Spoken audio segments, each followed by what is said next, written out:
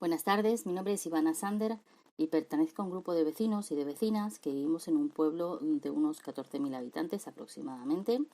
ubicado en la Comunidad de Madrid, en la Sierra de Guadarrama, y el pueblo se llama Moralzarzal.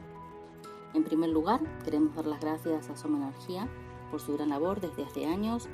y por esta segunda edición del Germinador Social que pone a disposición de cualquier ciudadano a pie la posibilidad de poder fomentar, crear, dar vida a un proyecto. En nuestro caso es un proyecto que se encuentra en la fase embrionaria, estamos en la fase de definir la forma jurídica, de realizar estatutos, etc. A pesar de la ilusión que tenemos muchos,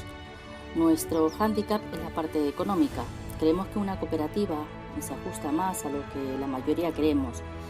pero se necesita un capital de unos 3.000 euros, que en este caso sería el fin que le daríamos al premio ganado por el Germinador Social.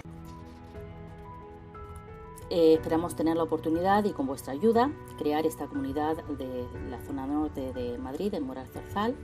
poder ayudar de esta manera a frenar el impacto del cambio climático, hacer una correcta transición energética con la ciudadanía en el centro, plantarle cara a la pobreza energética, ayudar a familias que se encuentran en situación de vulnerabilidad y seguir cuidando y protegiendo nuestro entorno, que es maravilloso, para que el día de mañana nuestros hijos puedan disfrutar de nuestro pueblo, nuestro planeta, en definitiva de nuestra casa, y compartir con la flora y la fauna de la zona, apostando por las energías renovables, porque será la única manera de poder dejar una herencia digna a nuestros hijos y a nuestros nietos, y un planeta tan bello como nuestro. Gracias otra vez por esta gran oportunidad, por vuestro trabajo y suerte para todos.